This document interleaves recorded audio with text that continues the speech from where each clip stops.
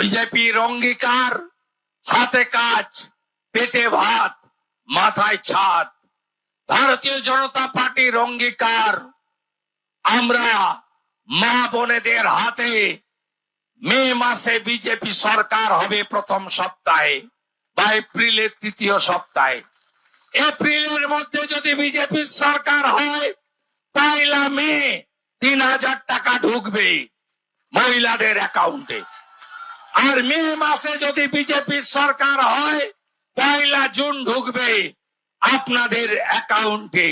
শুধু মহিলাদের নয়, বার্ধক্য ভাতা, বিধবা ভাতা, দিব্যাঙ্গ ভাতা, তফসিলি ভাতা, তফসিলি উপজাতি ভাতা, লোকপ্রসার শিল্পী ভাতা, সব ভাতার ক্ষেত্রেই আগামী দিনে ভারতীয় জনতা পার্টি সংকল্প পত্রে যে কমিটমেন্ট ঘোষণা করবে সেটাই আমরা রাখবো।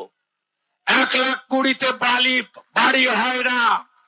এই যে বালি চোররা, কেষ্ট মন্ডল আর কাজল শেখের বাহিনী, বালি চোর, এখানে পাথর লুট হয়, এখানে কয়লা লুট হয়।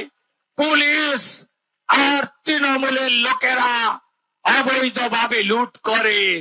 আপনারা জেনে রাখুন, বীরভূমে নকল ডিসিআর বন্ধ হবে, বালি বন্ধ হবে, পাথর বন্ধ হবে। এখানে আমরা কথা দিয়ে গেলাম, বীরভূমে সিন্ডিকেট রাজ, কাট মানি আমরা বন্ধ করব করব করব। 1,20,000-তে বাড়ি হয় না বন্ধু। যে বালি 2,000 টাকা ছিল মমতা ব্যানার্জির আসার সময়, ওই বালি এখন তৃণমূলের চোরেদের জন্য 15,000 টাকায় কিনতে হয়। এই টাকায় বন্ধু বাড়ি হয় না। আমরা বিজেপি 1,20,000 সাথে আরো টাকা দেব যাতে আপনার বাড়িটা তৈরি হয়। বিজেপি যেদিন আসবে, পরের মাসেই বাড়ি প্রতি 80,000, প্রধানমন্ত্রী সূর্য ঘর, সোলার প্লেট লেগে যাবে, ইলেকট্রিকের বিল দিতে হবে না বন্ধু।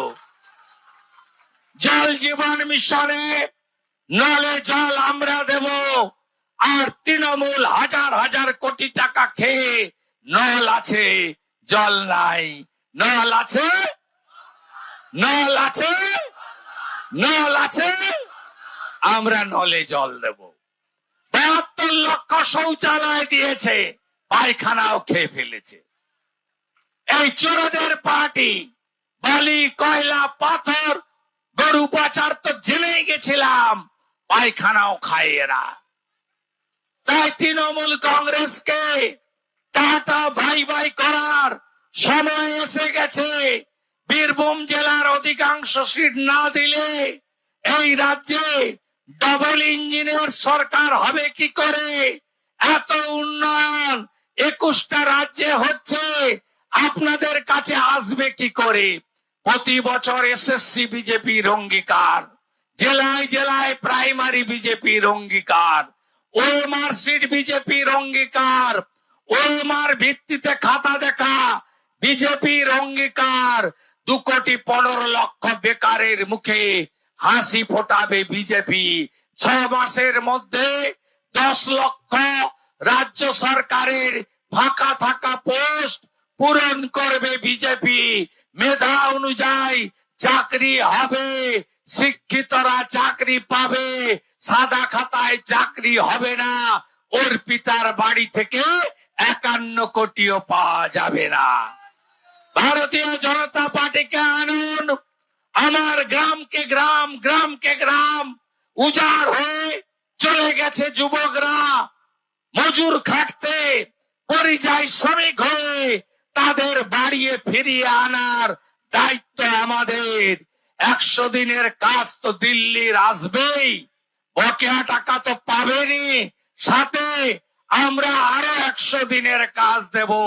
পরিযায়ী শ্রমিক থাকবে না, অন্য রাজ্য থেকে লোক কাজ খুঁজে এখানে আসবে, শিল্পের জোয়ার বইবে, টাকা ফিরবে, কারখানা চালু হবে। দেউচিয়া পাচামি কি হলো মুখ্যমন্ত্রী? কি হলো?